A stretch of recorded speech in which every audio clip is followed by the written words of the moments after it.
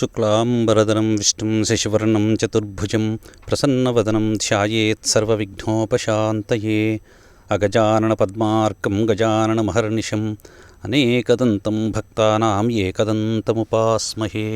ओं प्रणो देवी सरस्वती वाजेभिर्वाजिनीवती धीनामवित्रियवतु। न गायत्र्याः परं मन्त्रा न मातुः परदेवता न हरे परतस्राता नानृताः तात्मकं परं। व्यासाय विष्णुरूपाय व्यासरूपाय विष्णवे नमो वै ब्रह्मनिधये वासिष्ठाय नमो नमः। गुरुब्रह्मा गुरुर्विष्णुः गुरुदेवो महेश्वरः गुरुसाक्षात् परं ब्रह्म तस्मै श्रीगुरवे नमः। उग्रं वीरं महाविष्णुं ज्वलन्तं सर्वतोमुखं नृसिंहं भीषणं भद्रं मृत्योर्मृत्युर्नमाम्यहम्। आपदामपहर्तारं दातारं सर्वसम्पदां लोकाभिरामं श्रीरामं भूयो भूयो नमाम्यहम्। हरिः ओं। मातृभ्यो नमः। परमेश्वर स्वरूपమైన సభకు నమస్కారం। सच्चिदानन्दरूपाय विश्वोत्पत्त्यादिहेतवे तापत्रयनिवाराय श्रीकृष्णाय वयं नुमः। శ్రీమద్భాగవత కథా సుధ అమృతమనేటువంటి 4వ భాగానికి స్వాగతం. డబ్బంతా కూడా వెలయాళ్ళు దోచేసుకున్నాడు. వాళ్ళు అప్పుడు వారిని అడుగుతున్నాడు, అయ్యా నువ్వు ఉన్నటువంటి డబ్బంతా కూడా అయిపోయింది, రేపటి నుంచి మా పోషణ భారం ఎలా చేస్తావు, కొంత డబ్బు తీసుకురాపో, కొంత బంగారు తేపో అని చెప్పేసి వాడిపైన అనేక రకాలుగా పురమాయించడం మొదలుపెట్టారు. పురమాయించడం మొదలుపెడితే వాడు అప్పటి నుంచి చిన్న చిన్నగా దొంగతనాలకు మెరిగాడు. దొంగతనాలు చేసి డబ్బంతా కూడా తీసుకొని రావడం, వీళ్ళకి ఇవ్వడం, ఈ విధంగా అనేక రకాలైన అకృత్యాలన్నీ కూడా చేస్తూ ఉంటే ఒకరోజు వాడు ఇంట్లో లేనటువంటి సమయాన్ని చూసుకొని వాని చుట్టూ చేరినటువంటి విలయాలందరూ కూడా ఒక పథకం వేసి ఆలోచనలో పడ్డారు. వీడి విధంగా దొంగతనాలకు మరిగాడు, మన కోసము డబ్బు బంగారము నగలు అన్నీ కూడా తీసుకొని వస్తూ ఉన్నాడు. ఈ విధంగా తెస్తూ ఉన్నటువంటి వాడిని ఏదో ఒక రోజు తప్పనిసరిగా రక్షక భటులు పట్టుకుంటారు. తప్పనిసరిగా వారిని 4 చితకబాదుతారు. చితకబాదడమే కాదు, వాని దగ్గర ఉన్న డబ్బంతా కూడా మళ్ళీ వారి యొక్క హస్తగతం చేసుకునేటప్పుడు ఇంటికి వచ్చి వెతికితే మన దగ్గర ఉన్నటువంటి డబ్బు కూడా దోచుకొని పోతారు. కాబట్టి ఇంతవరకు వచ్చినటువంటి డబ్బును మనమంతా మూట కట్టుకొని మనమందరము సమానంగా పనిచేసుకొని వీన్ని చంపేసి ఇక్కడి నుంచి వెళ్ళిపోదామని చెప్పేసి ఒక పథకాన్ని వేసేస్తారు. ఆ తర్వాత వాడు దుందుకారుడు బయటికి పోయినటువంటి వాడు ఇంటికి వచ్చేస్తాడు. ఇంటికి వచ్చిన తర్వాత వాడు రాత్రి పడుకున్నటువంటి సమయాన్ని గమనించినటువంటి వారు ఏమరుపాటు లేకుండా జాగ్రత్తగా ఆ కాళ్ళు చేతులు అన్నీ కూడా మంచానికి కట్టేస్తారు. కట్టేసి నోట్లో గుడ్డలు కుక్కి ఆ గొంతు దగ్గర గట్టిగా ఆ తాడు బట్టి లాగుతారు.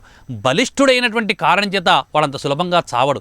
చావకపోయేసరికి పొయ్యిలో ఉన్నటువంటి మండుతున్నటువంటి నిప్పులు తీసుకొచ్చి వాని ముఖం మీద పెట్టి శరీరం అంతా కూడా కాల్చేస్తారు.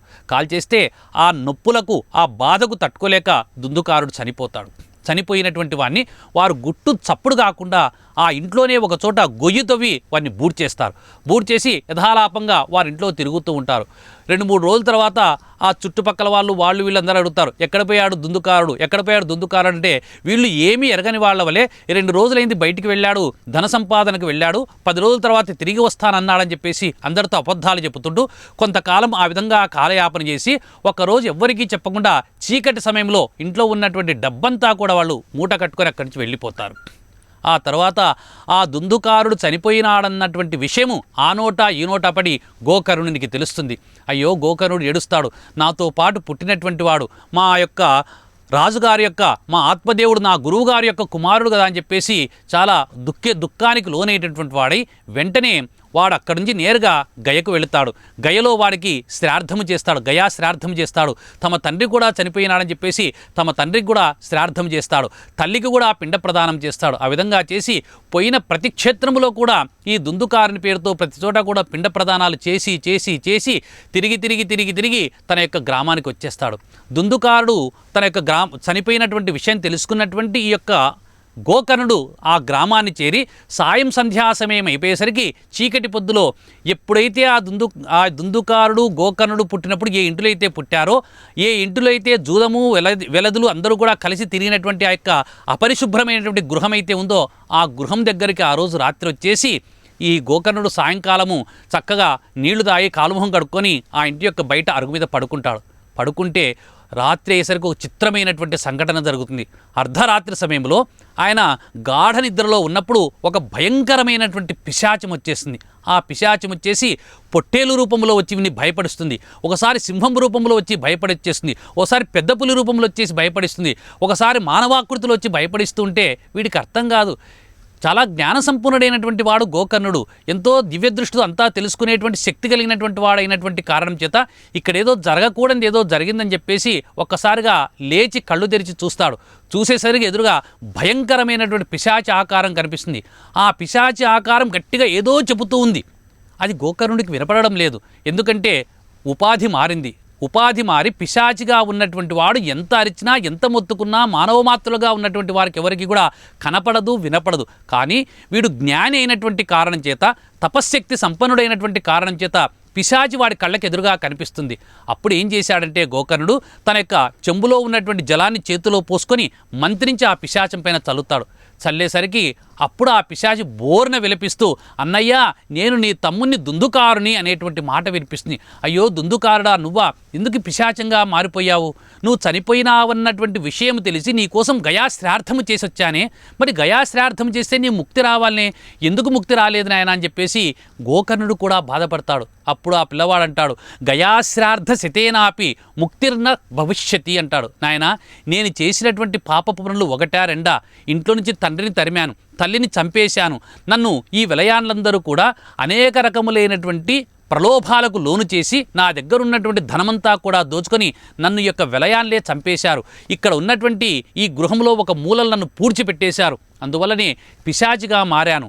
వాయుభక్షణం చేసి గాల్లో తిరుగుతూ ఉన్న నిరంతరం కూడా దప్పికి నా నాలుక పిడిచకట్టుకొని పోతుంది. దయచేసి నాకు తర్పణ జలాలు ఇవ్వు, నాకు పిండ ప్రదానం చెయ్యి, నాకు ముక్తి కలిగేటువంటి మార్గాన్ని సూచించవయ్యా అని చెప్పేసి బోర్న విలపించి వేడుకుంటాడు.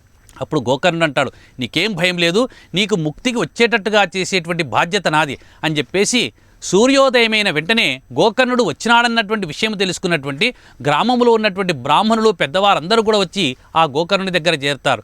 గోకర్ణుడు అందరితో కూడా మాట్లాడుతూ రాత్రి తనకు అరుగు మీద పడుకొని ఉన్నప్పుడు జరిగినటువంటి సంఘటనను అందరికీ కూడా చెప్తాడు. చెప్తే వారందరూ కూడా ఆలోచిస్తారు, ఎట్లయినా సరే దుందుకారునికి మోక్షం వచ్చేటువంటి మార్గము మీరు చెప్పండి అయ్యా అని చెప్పేసి పండితులందరినీ కూడా అడుగుతారు. పండితులు ఎన్నో శాస్త్రాలన్నీ తిరిగేస్తారు, పురాణాలన్నీ కూడా తిరిగేస్తారు, ఉపనిషత్తులు చూస్తారు. ఎక్కడా కూడా వారికి ఉపాయం అనేటువంటిది దొరకకపోయేసరికి గోకర్ణుడు చాలా బాధపడతాడు.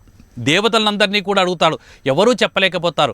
అప్పుడు గోకర్ణుడు అంటాడు, మీరెవ్వరూ చెప్పలేరు కాబట్టి జ్ఞానానికి ప్రతీక అయినటువంటి మహానుభావుడైనటువంటి సూర్యభగవానుడి దగ్గరకు వెళతానని చెప్పేసి వెంటనే గోకర్ణుడు యోగశక్తితో సూర్యమండలానికి వెళ్ళి సూర్యుని యొక్క గమనాన్ని ఆపేస్తాడు. సూర్యునికి అడ్డంగా నిలబడి సూర్యునికి సాష్టాంగ నమస్కారం చేసి, ఓ సూర్యదేవ, నీవు జ్ఞానానికి ప్రతీక.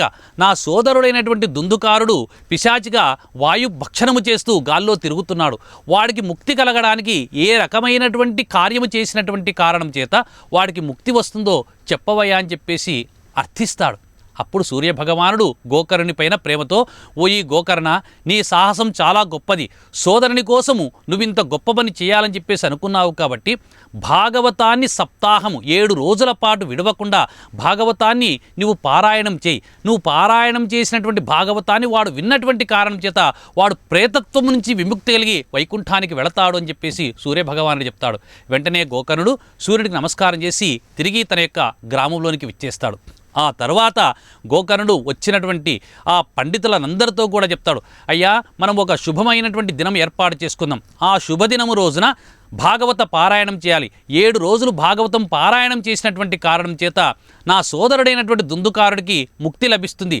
వాడికి ఒక్కడికే కాదు, ఇక్కడ ఎవరెవరైతే వచ్చి భాగవతాన్నంతా శ్రవణం చేసినటువంటి వారికి అందరికీ కూడా వైకుంఠ ప్రాప్తి వస్తుంది అని చెప్పేసి అందరితో చెప్పి ఒక శుభదినాన్ని ఏర్పాటు చేసుకొని మనమందరము కూడా పక్కన ఉన్నటువంటి పల్లెలు గ్రామాలన్నిందరికీ కూడా పెద్దగా దండోర వేయించండి, భాగవతము ప్రవచనం చేయాలని చెప్పేసి గోకర్ణుడు చెప్తాడు.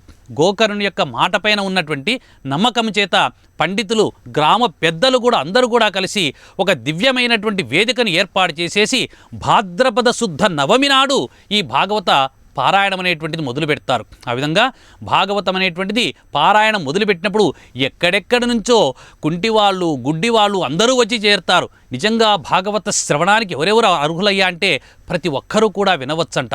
మూఢాహ శఠాహ అంటే శఠ అంటే వాడికి వినికిడి శక్తి ఉండదు, చూపు శక్తి ఉండదు. అయినా వాడు వచ్చి అక్కడ కూర్చుంటే వాడు భాగవతం యొక్క కారణం చేత, భాగవతం యొక్క శక్తి చేత వాడికి ముక్తి వస్తుందంట. మూఢుడు, వాడికి జ్ఞానం ఉండదు, అయినా భాగవతంలో ఉన్నటువంటి భగవంతుని యొక్క కథలు విన్నటువంటి కారణం చేత వాడికి ముక్తి వస్తుందంట. ఇంకా స్త్రీల విషయంలో చెప్తాడు, వితంతువులైనటువంటి స్త్రీలు, రజస్వల ఆగిపోయినటువంటి స్త్రీలు, సంతానం లేనటువంటి స్త్రీలు, ఇలాంటి వాళ్ళు వింటే వాళ్ళకి వెంటనే ముక్తి లభిస్తుంది, వారి యొక్క కోరికలన్నీ కూడా తీరుతాయని చెప్పేసి సూర్యభగవానుడు చెప్పాడు. అంత గొప్పదైనటువంటి ఈ భాగవత కథామృతాన్ని ఎవరైతే ప్రజారంజకంగా, మనోరంజకంగా శ్రవణం చేస్తారో అలాంటి వాడిని కూర్చోబెట్టి, వక్తగా పెట్టి, ఉన్నతమైనటువంటి ఉచితమైనటువంటి ఆసనాన్ని ఏర్పాటు చేసేసి ఈ భాగవత సప్తాహం చేయమని చెప్పారు. కాబట్టి గోకర్ణుడు నేనే ప్రవచనం చేస్తానని చెప్పేసి అక్కడే కూర్చొని గోకర్ణుడు భాగవత కథను ప్రవచనం చేస్తున్నాడు. ఈ విధంగా ప్రవచనం చేస్తుంటే ఎక్కడెక్కడి వాళ్ళందరూ వచ్చి ఆశీనులై అందరూ కూడా కూర్చున్నారు. భగవంతుని యొక్క కథల మీద ఆసక్తి ఉన్నటువంటి వారు, పండితులు, జిజ్ఞాసువులు, ముముక్షులు అందరూ కూడా మొదటి వరుసలో కూర్చున్నారు. స్త్రీలు ఒక పక్క కూర్చున్నారు. అంతేకాకుండా ఆ గ్రామంలో ఉన్నటువంటి కుక్కలు, నక్కలు, గాడిదలు ఇత్యాది జంతువులన్నీ కూడా వచ్చి ఆ యొక్క వేదిక చుట్టూ కూర్చున్నాయంట. ఇంతమంది కూర్చునేసరికి ఒక్కసారిగా ఆ గోకర్ణుడు శ్రీకృష్ణ భగవానుడి యొక్క దివ్యమైనటువంటి పాద పద్మములకు నమస్కరించి భాగవత ప్రవచనం ప్రారంభించాలని చెప్పేసి అనుకునేసరికి అప్పుడు దివ్యమైనటువంటి ఆ భగవంతుని యొక్క అనుగ్రహం వల్ల ఆకాశంలోంచి పుష్పవర్షం కురిసింది. గోకర్ణుడు భాగవత పారాయణం మొదలు పెడితే విచిత్రంగా అంతమంది వచ్చి కూర్చున్నారు. అంతమంది కోసము ఈయన భాగవత పారాయణం చేయడం లేదు. కేవలం దుందుకారుడు ఒక్కడు మోక్షాన్ని పొందితే చాలని చెప్పేసి వాడి మీద ఉన్నటువంటి ప్రేమ చేత ఇంతమందికి ఆయన భాగవతాన్ని అనుగ్రహించాలని చెప్పేసి ఆ భాగవత పారాయణం చేస్తూ ఉంటే అక్కడికి దుందుకారుడు కూడా వచ్చాడు. వాడు పిశాచి రూపంలో ఉన్నాడు, ప్రేతత్వాన్ని పొంది ఉన్నాడు. ఎక్కడ కూర్చుందామంటే ఎక్కడా ఒక కుర్చీ కూడా ఖాళీ లేదు. ఖాళీ లేకపోగా పిశాచి ఎలా కూర్చోగలదు కాబట్టి వాడన్నీ నలుచెరేలా కలియజూసి ఎక్కడా కూర్చునేందుకు స్థలము లేక, మార్గము లేక ఆ వేదికను ఏర్పాటు చేసినటువంటి బొంగులో కింది పక్క కొద్దిగా స్థలం ఉంటే ఆ స్థలములో నుంచి ఆ బొంగులోకి వాయు రూపంలో పోయి ఆ బొంగులో కూర్చొని ఉన్నాడంట దుందుకారుడు. ఈ యొక్క గోకర్ణుడు భాగవత ప్రవచనం చేస్తున్నాడు. ఒకరోజు ఉదయం మొదలుపెట్టాడు, సూర్యోదయం మొదలుపెట్టి సూర్యాస్తమయం వరకు భాగవతాన్ని చెప్పేసరికి సూర్యాస్తమయం అయ్యేసరికి ఏమైందంటే చిత్రంగా ఆ బొంగులో ఉన్నటువంటి మొదటి కడుపు పట్టని పగిలిపోయిందంట. రెండవ రోజు ప్రవచనం మొదలుపెట్టాడు. అందరూ శ్రద్ధగా భాగవత కథను వింటూ ఉన్నారు. ఈయన కడు రమ్యంగా భాగవత పారాయణం చేస్తూ ఉన్నాడు. రెండవ రోజు సాయంకాలం అయ్యేసరికి ఈ బొంగులో రెండవ కడుపు పగిలిపోయింది. ఆ విధంగా మూడవ రోజు, నాలుగవ రోజు, ఐదవ రోజు, ఆరవ రోజు, ఏడవ రోజు, 7 రోజులు అనర్గళంగా భాగవతము సప్త అహములు అంటే 7 రోజుల పాటు భాగవతాన్ని పారాయణం చేసినటువంటి కారణం చేత ఈ బొంగులో వాయురూపములో ఉన్నటువంటి దుందుకారుడు భక్తి శ్రద్ధలతో విన్నటువంటి కారణం చేత ఒక్కొక్క రోజుకు ఒక్కొక్క గడుపు పగులుతూ 7 రోజులు అయ్యేసరికి ఆ బొంగు పఠేలమని పేలి కింద పడిపోయిందట, విరిగిపోయింది. అప్పుడు దివ్యమైనటువంటి ఒక విమానము ఆకాశములో నుంచి పుష్పక విమానం వచ్చేసింది. శ్రీ వైకుంఠములో ఉన్నటువంటి శ్రీ మహావిష్ణువు ఈ దుందుకారుని పిలుచుకొని రాపోండి అని చెప్పేసి తన యొక్క పార్షదులు విష్ణుభటులను పంపించాడు. ఆ విష్ణుభటులు ఆ దివ్యమైనటువంటి విమానాన్ని తీసుకొని నేరుగా ఎక్కడైతే గోకర్ణుడు శ్రీ మహాభాగవతం పారాయణం చేస్తున్నాడో ఆ వేదిక దగ్గరకు వచ్చేసి విమానం ఆగింది. అక్కడ 2 విష్ణు పార్షదులు ఇచ్చారు. వారు ఎలా ఉన్నారు? సాక్షాత్ శ్రీ మహావిష్ణువు ఎలాగైతే ఉంటాడో అలాగనే ఉన్నాడు. శంఖము, చక్రము, గదా, పద్మము ధరించినటువంటి వారు, 4 చేతుల్లో ఆయుధ ఆభరణాలు ధరించినటువంటి వారు, వనమాల కలిగినటువంటి వారు, చక్కటి కిరీటము, కౌస్తుభం అనేటువంటి పుట్టుమచ్చ కలిగినటువంటి ఆ భయంకరమైనటువంటి ఆ యొక్క యమదూతలను సైతం కలలో కూడా భయపట్టేటువంటి రూపము కలిగినటువంటి విష్ణు పార్షదులు అక్కడికి వచ్చేసి గోకర్ణునితో వినయంగా 2 చేతులు జోడించి అడుగుతున్నారంట, అయ్యా ఇక్కడ దుందుకారుడంటే ఎవరు అని చెప్పేసి అడిగారు. అప్పుడు గోకర్ణుడు అంటున్నాడు, ఎవరు మీరు అని అడిగారు. మేము విష్ణు పార్షదులం, శ్రీ మహావిష్ణువు దుందుకారుని పిలుచుకొని రమ్మని చెప్పేసి ఈ దివ్యమైనటువంటి విమానాన్ని ఇచ్చి పంపించారు.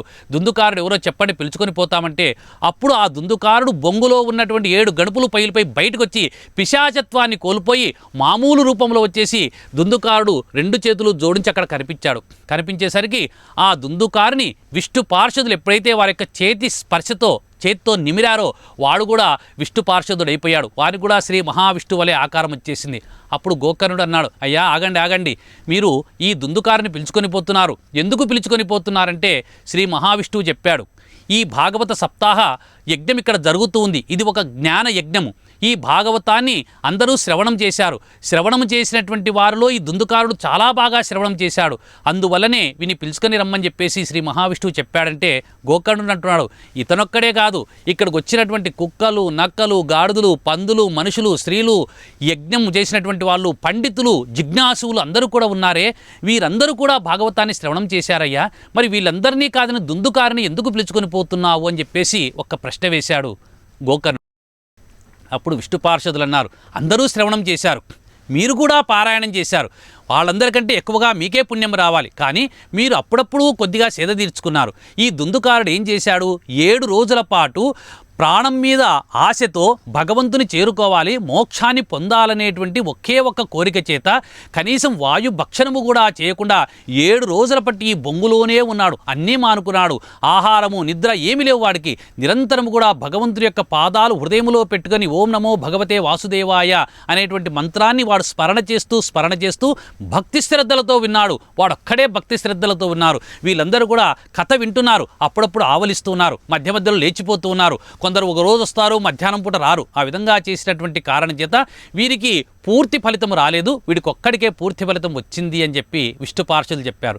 అప్పుడు గోకర్ణుడు అంటాడు, సరే వీడిని తీసుకొని పోండి ఇప్పటికీ అని చెప్పేసి, వీరికందరికి కూడా ముక్తి రావాలంటే ఏం చేయాలంటే మరొక్కసారి భాగవతం యొక్క ప్రవచనం చేయండి. అప్పుడు అందరూ భక్తి శ్రద్ధలతో వినండి. అందరికీ ఒక్కొక్కరికి ఒక్కొక్క విమానం శ్రీ మహావిష్ణువు పంపిస్తాడని చెప్పనంటే వెంటనే మరి ఒక శుభమైనటువంటి రోజు కూర్చొని గోకర్ణుడు మరలా భాగవత సప్తాహం చేశాడు. ఆ భాగవత సప్తాహం చేసినప్పుడు సప్తాహం అయిపోయేసరికి సాక్షాత్తుగా ఒక్కొక్కరికి ఒక్కొక్క విమానంతో పాటుగా శ్రీ మహావిష్ణువే వైకుంఠం నుంచి దిగి వచ్చేశాడు. దిగి వచ్చి గోకర్ణుని గట్టిగా కౌగిలించుకొని, నాయనా నీ ఒక్కడి కోసం కాదు, ఇంతమంది ప్రజల కోసం నువ్వు భాగవత సప్తాహం చేశావు కాబట్టి నీకు సారూప్యముక్తిని ప్రసాదిస్తున్నానని చెప్పేసి గోకర్ణుని చక్కగా తన యొక్క విమానంలో కూర్చోబెట్టుకుని వైకుంఠానికి తీసుకువెళ్ళాడు. అక్కడ ఉన్నటువంటి ఆ గ్రామంలో ఉన్నటువంటి బ్రాహ్మణులు, ప్రజలు, పశువులు, పశు పక్షాదులు సైతం అన్నిటికీ కూడా సద్యోముక్తిని ప్రసాదించాడు శ్రీ మహావిష్ణువు. అంత గొప్పది శ్రీమద్ భాగవత కథామృతం. అందుకే భాగవత కథామృతాన్ని ఎవరైతే భక్తి శ్రద్ధలతో శ్రవణం చేస్తారో, శ్రవణం చేసినటువంటి వారికి ఈ కలియుగంలో ఇదియే చివరి జన్మ, తిరిగి తల్లి కడుపులో పుట్టవలసినటువంటి అగత్యమే ఉండదని చెప్పేసి సాక్షాత్తు శ్రీ మహావిష్ణువే భాగవతం యొక్క గొప్పతనాన్ని గురించి చెప్పాడని చెప్పేసి సూదుడు సవనకాది మహర్షులకు చెప్పాడు. అంత గొప్పదయ్యా ఈ యొక్క భాగవత కథ. కాబట్టి ఇలాంటి భాగవతాన్ని మొట్టమొదట సుఖమహర్షి పరీక్షణ్ మహారాజుకు వినిపించాడు. ఆ కథను మీకు చెబుతానని చెప్పేసి సూదుడు సవనకాది మహర్షులకు శ్రీమద్ భాగవత కథను, దాని యొక్క మహత్యాన్ని చెప్పిన తర్వాత కథను చెప్పడం అనేటువంటిది మొదలుపెట్టాడు. ఈ రోజుతో 4వ రోజు ఈ కథ ఇంతటితో సమాప్తము. రేపటి నుంచి అసలైనటువంటి భాగవతం, ఇంతవరకు భాగవతము శ్రవణము చేస్తే ఎలాంటి ఫలితాన్ని పొందవచ్చో చెప్పాడు. రేపటి నుంచి మనం భాగవతంలోనికి ప్రవేశిస్తాం. ఆ భాగవతం సాక్షాత్తు సుఖముఖాద్రవమున మనసియున్న భాగవత కథ ఫల రసాస్వాదన పదవిగనుడు రసిక భావవిధులు అంటాడు. సాక్షాత్తుగా సుకుడు అనేటువంటి చిలక ముక్కులో నుంచి, ముఖములో నుంచి వచ్చినటువంటి భాగవతం అనేటువంటి ఫలము, ఆ ఫలము యొక్క రసాన్ని అందరూ ఆస్వాదించి పునీతులు కంటే అని చెప్పేసి సూతుడు సవనకాది మహర్షులకు చెప్పినట్లుగా ఈ భాగవతము యొక్క మహాత్మ్యాన్ని పద్మపురాణంలో వేదవ్యాసుల వారు చెప్పడం అనేటువంటిది జరిగింది. హరి ఓం తత్సత్.